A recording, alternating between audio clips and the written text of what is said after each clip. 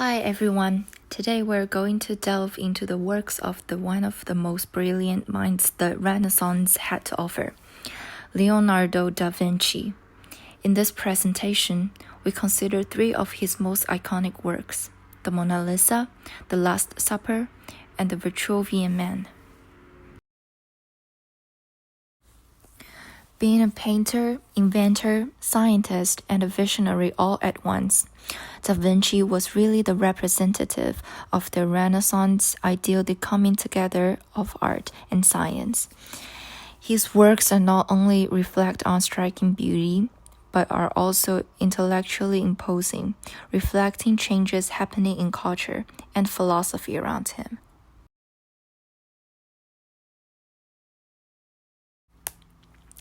Let's start with the Mona Lisa, which has survived the test of time and has become an immediately recognizable icon of art worldwide. At first sight, the Mona Lisa charms one with her enigmatic smile, but this piece of work is much more than just a simple portrait.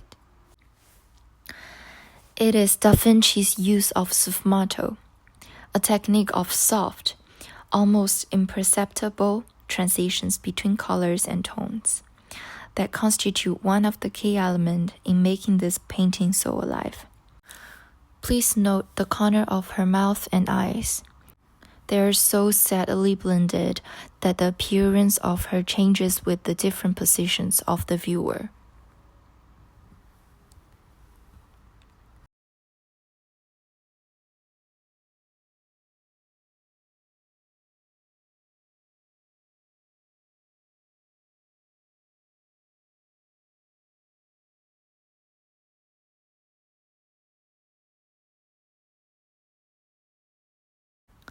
Equally impressive is the composition of the painting. The proportions in her face, as scholars have found, are composed according to the golden ratio, a proportion followed by the other elements of the background arrangement. This mathematical harmony thus adds to the aesthetic appeal and underlines the adherence of painting to the Renaissance belief about the order of the universe. Interesting features including the landscapes behind the figure, the winding roads, the flowing rivers, and the faraway mountains are not only create the sense of distance but also symbolized the connectedness of humanity and nature. A theme very much in tune with the spirits of Renaissance humanism. Mona Lisa, in one simple terms, is balance, beauty, and intellect, and a portrait that keeps it intriguing and an object of inspiration.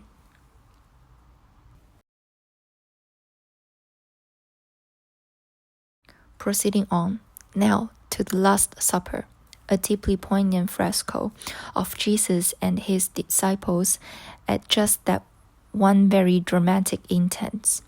But surely its key dramatic effectiveness comes from Da Vinci's arguably most striking use of linear perspective found therein. Everything centers on Christ's head thanks to the vanishing point, so the viewer focused on him right away once again. Christ there forms at once the center and core of the picture. Taken together, this compositional decision not only made the placement of Christ as the viewed focal point, but also led finally to an impression of spacious, deep space unparalleled in either quality since Masaccio's Trinity. Architectural rooms, such as the false painted coffer ceiling alongside panel-leading receding walls, invite along with the impression of depth. They pull the viewer again, and their disappearance into the background is where the eye will follow easily via leading visual lines. What really sets this work apart is the emotional intensity captured in the figures. Each disciples react differently to Christ's word, and their gestures and expressions reflect their personalities and relationships with him. For example, Peter leans toward Christ, holding a knife, a subtle foreshadowing of his role in defending Jesus during the arrest. Meanwhile, Judah is depicted clutching a bag of silver, symbolizing his betrayal. The balance within the composition is extraordinary. Christ's calmly reserved behavior is weighted up against the chaotic reactions of the apostles to create an interesting weight in the emotional and calm conditions of the subject. This duality balances out the spiritual and human nature that this story possesses. Though the Last Supper remains extremely fragile today, it can be considered a masterpiece of telling perspectives and the symbolic depth of the story.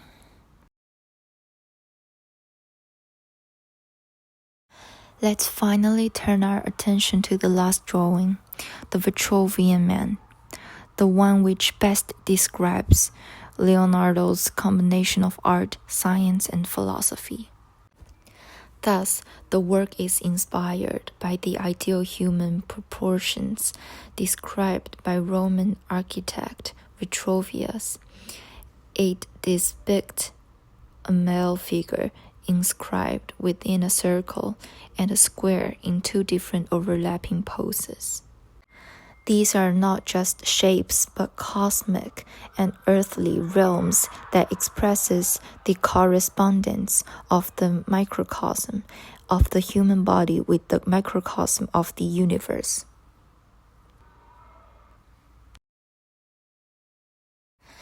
This is the typical idea of the interconnectedness of things that characterized the thought of the Renaissance. The precision in drawing clearly indicates that Leonardo da Vinci supported the idea of understanding one's body to understand natural surroundings.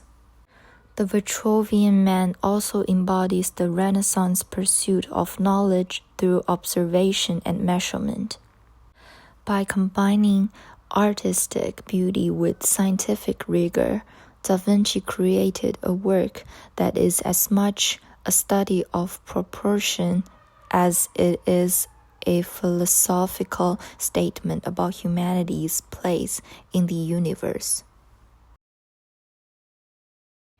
In conclusion, the Mona Lisa, the Last Supper, and the Vitruvian Man of Leonardo da Vinci ultimately were much more than some works of art.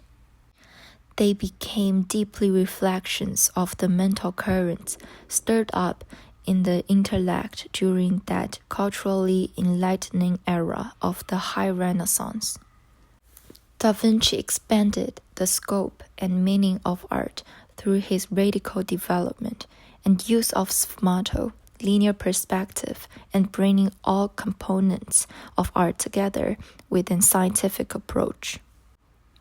These works remind us that art isn't just about beauty, it's about perceptions and our place in the world. Thank you for joining me inside the mind of the true resonance genius.